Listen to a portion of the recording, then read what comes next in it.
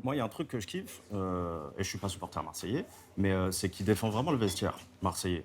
Et ça, je trouve ça bien en tant que coach. Il prend la responsabilité. Toi, tu regardes Marseille? Je regarde Marseille, mais je savais pas qu'il fallait défendre le vestiaire, quoi. C'est quoi? Ça consiste en quoi, en fait, ça? Il défend bien.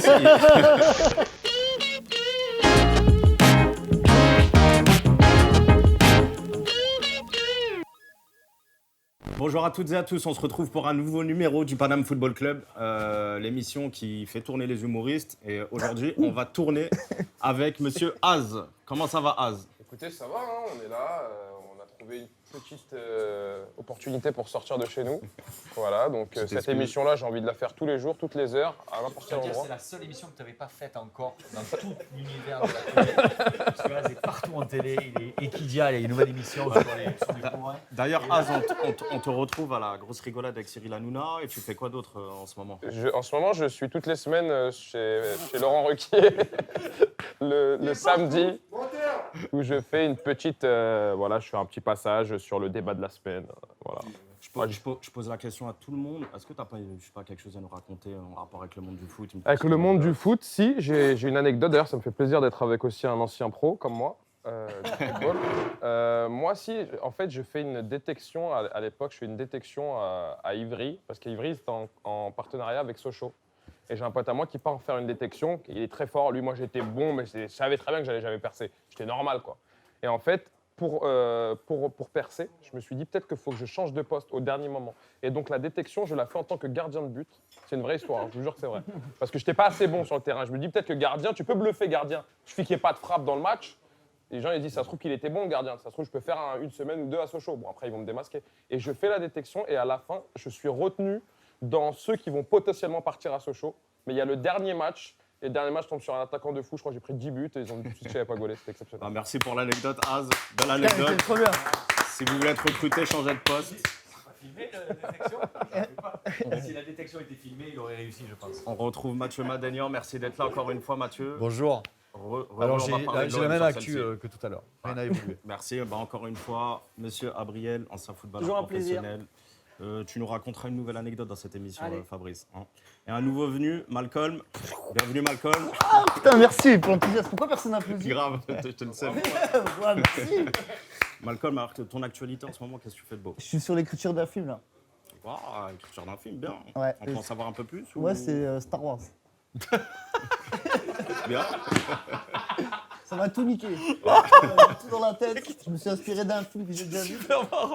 Ça va être vraiment lourd, quoi. Il faut du budget, mais je connais un truc de grec qui va investir un peu dessus, là.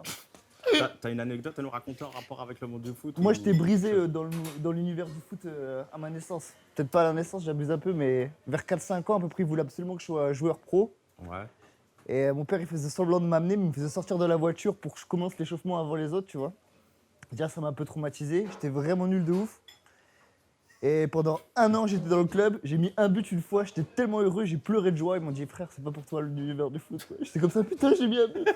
Et après, t'as plus J'étais jamais perdu, rejoué là. après. J'ai plus jamais joué. J'ai plus jamais regardé même 2 matchs, Eh frère. ben, merci d'être là, Malcolm. T'as vu, Merci ça me fait beaucoup. plaisir. On va parler de l'OM. Il n'y a que des supporters marseillais quasiment là dans cette émission. Moi, je suis pas Marseillais en tout On cas. va parler de l'OM. Je ne sais pas si vous avez vu et vous pouvez aussi commenter et nous dire votre avis sur l'intervention du coach de l'Olympique de Marseille, Villas-Boas, sur le petit coup de gueule qu'il a mis après le match contre Strasbourg. Il y a une petite guéguerre là entre la presse et Villas-Boas où il disait concrètement que comme si les médias étaient contents à chaque fois que l'OM font de la merde, font des mauvais matchs. Votre avis là-dessus? Déjà, est-ce que vous avez vu ce qu'il a dit et puis qu'est-ce que vous en pensez? Est-ce que vous êtes d'accord avec lui ou pas? Az. Je suis d'accord avec lui, c'est vrai que en fait l'OM, le problème c'est que dès qu'il y a un match, on les attend au tournant. Tu vois, c'est un peu comme le Paris Saint-Germain. Et là, il gagne, il lui reproche encore, ouais, mais vous avez gagné sur le fil, il a gagné, il a pris 3 points, il a pris 3 points. Moi, je pense que c'est l'un des meilleurs coachs qu'on a eu à l'OM, même si c'est compliqué en ce moment. On est quand même bien classé. J'aime bien dire on, hein, même si j'ai jamais joué. Nous sommes bien classés. Nous sommes bien classés. Tu fais une belle saison, Et quand on va au Vélodrome avec Mathieu, nous sommes très bien placés. Ah oui, on est très bien placés. Ça c'est vrai. Mathieu, est-ce qu'il a raison de réagir comme ça, Andreas Villas-Boas? Bah, je crois qu'il en a. Oui, ça le saoule. Enfin, je pense que c'est. Mais c'est très français. C'est une expression qu'on dit souvent. C'est très français Mais je comprends aussi les journalistes qui disent il y a une frappe par match, on s'emmerde. Qu'est-ce que vous allez dire à Mais ça? l'Atlético Madrid, c'était ça, hein, à un moment. Il y a jouait 1 ou 2 défensif à ans, fond, ils gagnaient 1-0 tous leurs matchs avec Simeone et c'était des génies, quoi. Ouais, trop fort défensivement, Bah, marquer un but. Et quand c'est nous, Quand bon, Deschamps après, on n'a était pas les mêmes champion, équipes, mais. C'était des matchs vraiment chiants à regarder. Mais ce qui est flippant, c'est qu'il va se barrer l'année prochaine, c'est sûr. Enfin, d'après moi, tu sais, il a qu'un an de Ouais, contrat. bien sûr. Il en en peut on plus, là. l'emmerde sans arrêt. Il va se dire, c'est bon. qu'est-ce que je Après c'est même les supporters marseillais qui sont pas forcément contents du contenu en fait que Honnêtement- produit fais l'équipe. Honnêtement, je pense qu'ils sont plus énervés sur les joueurs que sur le coach. Parce que putain, je vois pas ce qu'on peut reprocher à. Je sais pas si on peut reprocher des trucs à Villas-Boas, mais à un moment donné, le penalty, c'est pas lui qui le tire. Hein. C'est pas lui c'est pas lui qui est sur le terrain. Il faut arrêter de dire toujours que c'est le coach qui il met le système en place. C'est lui, il a dit, je fais le système en place. À partir de là, quand vous prenez un but au bout de 2 minutes parce qu'il y a une sale passe qui a été faite et que juste après vous ratez un penalty, qu'est-ce que tu veux qu'il fasse? Ouais, Je pense il y a- même qu'il faut être même admiratif de ce qu'il fait parce qu'avec l'effectif qu'il a et vu comment il joue là en ce moment, parce que bon, il y a des bons joueurs, mais vu comment il joue en ce moment, de gagner 1-0 même à Strasbourg, c'est miraculeux. T'es troisième avec un match de retard. Parce que ça veut dire que c'est vraiment uniquement sur la tactique. Parce que sur le plan technique, ils sont zéro, quoi. L'autre, il fait 127 kilos. Saka, il sait même plus quel poste il joue. Tu regardes le match, c'est n'importe quoi. Moi, il y a un truc que je kiffe, et je suis pas supporter marseillais, mais c'est qu'il défend vraiment le vestiaire marseillais. Et ça, je trouve ça bien en tant que coach. Il prend la responsabilité. Toi, tu regardes Marseille? Je regarde Marseille, mais je savais pas qu'il fallait défendre le vestiaire, quoi. C'est quoi? Ça consiste en quoi, en fait ça Il défend bien. Il défend bien ses joueurs. Et, Ah ouais, d'accord. Et en fait, est-ce qu'il a Les raison protège. Est-ce qu'il a raison comme ça C'est un de nouveau parler poste. comme ça de la presse, Fabrice? À un Non, moment donné, est-ce que c'est pas normal que la presse lui demande un peu plus de contenu, les supporters aussi? mais chacun est dans son rôle. C'est-à-dire que l'entraîneur, il va défendre ses joueurs, il va les protéger. Il va défendre aussi son bilan, son contenu. Il sait très bien que c'est compliqué aujourd'hui, après une défaite 3-0 à Porto, 3 jours après, de rejouer contre une équipe comme Strasbourg, qui chez elle donne du fil à retordre à toutes les équipes. Donc lui, il frappe une fois, il marque un but, il se dit que ça a peut-être... tu vois, les mouches ont changé d'âme, tu vois, quelque part. Donc il se contente de très peu, certes, mais c'est quand même 3 points, ce qui lui permet de rester collé vers le haut du classement. Et puis c'est en gagnant des matchs que la confiance revient dans le jeu, en tout cas. Donc lui, il défend son vestiaire, il défend ses entraînements, son contenu et son plan. Voilà. Et les médias, désolé, vous diffusez des matchs, vous n'êtes pas garanti d'avoir du spectacle à tous les matchs, ou alors il faut acheter les droits de l'Angleterre ou que Barcelone et Real quand ils jouent. Tu vois? Donc on sait très bien que le championnat français, c'est celui qui n'est pas le plus prolifique des 5 plus gros championnats. Et on sait très bien que c'est des matchs fermés avec toujours des entraîneurs qui essaient de détruire ce que met en place l'adversaire, soi-disant plus fort. Voilà, donc c'est comme ça. C'est exactement ce qu'il a dit. Il a dit si vous voulez du spectacle, allez regarder la Juventus, la FC Sûr. Barcelone, mais c'est pas ici que vous allez trouver ça. Non, mais le problème, c'est que c'est sur d'autres chaînes. Et là, pour regarder tous les matchs de foot, en ce moment, il faut avoir 400 € par mois. Parce qu'il y a RMC, Téléfoot, Bein, on ne sait même plus sur quel match ça passe, sur quelle chaîne ça passe. Il y a trop de chaînes. Et d'ailleurs, Téléfoot, petite précision, Téléfoot, c'est vraiment de la merde. La chaîne est vraiment nulle. Hein. Les commentaires sur Téléfoot, c'est... Mais c'est zéro, mais quand t'as l'impression... Ils n'ont pas les mêmes les techos. C'est horrible les images. Ouais, c'est vraiment horrible. C'est horrible. Mais elle est horrible, excusez-moi, la chaîne. juste si j'ai bien compris, mais je pense pas. Il y a un entraîneur qui a dit si vous n'êtes pas content, il faut regarder des matchs anglais. Ouais. Un entraîneur français qui a dit ça. C'est marrant, de fou quand même. Regarde Si vous n'êtes pas content, il y a un méchant film qui va sortir demain. Ah ouais, il s'en passe des trucs dans le les football. humoristes, justement, pour faire un parallèle avec votre métier, je sais pas, vous regardez des fois les critiques sur vos prestations sur scène. Tu regardes un peu, est-ce que ça te... Les critiques Ouais, ça bah oui, ça quand te tu touche, regardes les commentaires, tu regardes les critiques. Après, moi, j'ai 100% de bonnes critiques, mais faut demander à Mathieu pour les Il saura mieux vous répondre que moi, je pense. Se les laisser faire. Mais même, t'as pas besoin de lire les commentaires. Tu viens ici, tu vois les mauvaises critiques. Hein. Tu vois les regards. Ça, faut demander à Malcolm. Alors là, je peux pas te les expliquer alors. J'étudie ça à fond, tu vois. Mais vous réagissez comment? Vous rebondissez comment? Oh, on s'en fout, je pense, maintenant. Hein bah, nous, de toute façon, on a une petite carrière. Ils sont au bout du rouleau. C'est pas très Hein grave. Non, Bah, non, nous, honnêtement, ça fait moins. Ça te fait chier de bider? Tu t'es mal après? Ouais, ça me fait mal au cœur. Ouais. Ah ouais? Ouais, mais venez, on parle d'autre chose. Ouais, le foot alors, c'est bien hein, quand même, en vrai de vrai. Parlons de Star Wars.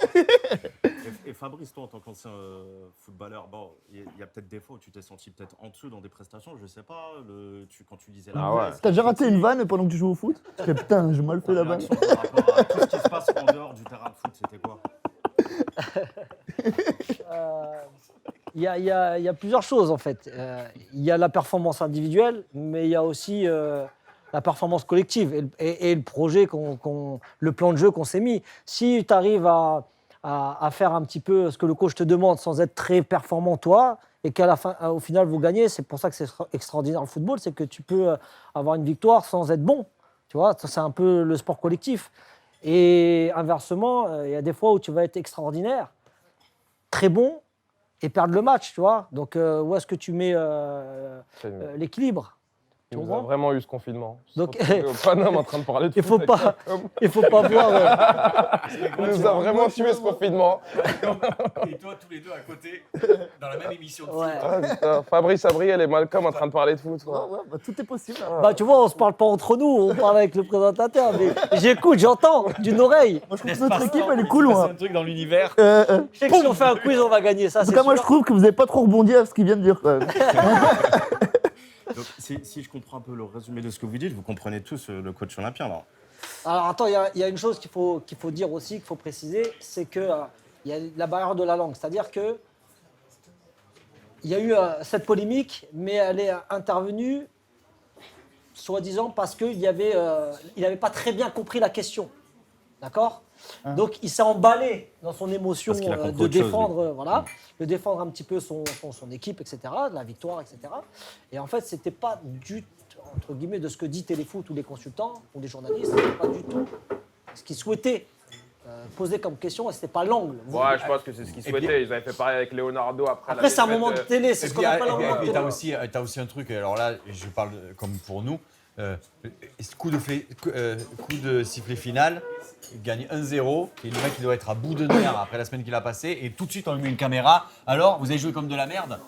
Le mec, c'est humain Ça de intervient péter à un 15 câble. minutes. Mais Ouais, ouais, c'est ça. non mais attends, c'est comme quand nous on sort de scène et qu'on te dit que quelqu'un du public te Ouais, fait t'es pourquoi pas t'as été mauvais? Ouais, t'es pas prêt. Putain, tu fais non, c'est vous bon. êtes- Mais vous non, êtes- mais c'est vrai, tu sais qu'il a notre âge, hein? Quel âge il a, Villas-Boas? C'est ça, 39, la vôtre, 40, ouais. non, 41, 42. Mais vous avez Non, mais des tu sais, nouvelles, Mathieu, c'est un exercice. C'est-à-dire que normalement, l'entraîneur, il est préparé C'est vrai. à faire une interview, ce qu'on appelle une interview flash, c'est dans les 15 minutes après le coup de sifflet final. au Ah final, ouais. tu vois. Donc il doit être préparé. Donc il y en a qui lisent sur les tablettes, il y en a qui se préparent avec l'iPad, avec leur ressenti, avec les prises de notes, etc. Pour avoir du recul, justement. 15 minutes, ça te laisse un petit peu de temps, des D'accord. fois un peu plus. Ok. Ça te laisse un petit peu de temps pour préparer quand même ton interview. Mais on va dire qu'il était à fleur de peau quand même. les Marseillais, vous connaissez personnellement des joueurs de l'effectif actuel ou pas? Moi j'ai eu. Il y a Raoult. Allez, bref. Je connais Mandanda un peu. Moi, personne, mais j'ai eu la chance d'avoir un maillot où j'ai eu tous les joueurs qu'on signait dessus parce que j'ai mon producteur qui est assez proche du club. Donc j'ai eu ce petit cadeau, mais je connais pas de joueurs personnellement. Je m'étais fait insulter par Gignac Pourquoi? Qu'est-ce qui s'est parce passé que j'avais encore fait une blague dans une émission comme quoi il avait grossi. Et un jour, je monte, je joue au Stade Trévise à l'époque, c'est le premier spectacle il y a 10 ans. Hein, et je reçois un coup de fil. Et il était super évervé. Et moi, j'étais très heureux de lui parler. Et je dis non, mais pardon, mais continuons à discuter. Et je lui dis, mais écoute, ça fait partie du jeu. T'as grossi, quoi. Ça s'est bien fini la discussion? Ça a été, j'ai présenté mes excuses. Et je lui dis, ah putain, pardon. Mais il avait grossi aussi. Il était parti à l'hôpital. Faire une Ils s'en foutent encore plus. Payet il y a 10 ans. On va passer à la minute quiz avec monsieur David Azria. Ouais. Qui va nous faire un jeu. Bienvenue David.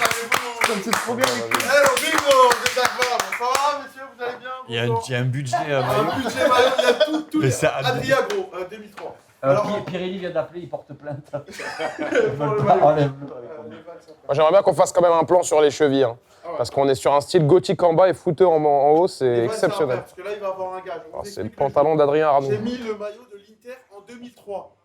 Il faut trouver des joueurs de l'Inter de 2003. Et chacun, votre tour, et le perdant il aura un gage, comme tout à l'heure. C'est simple. Il y a des joueurs très faciles que vous allez trouver. D'accord. Il y aura d'autres joueurs. Et puis voilà. 2003, On commence par toi, Adi. Adriano.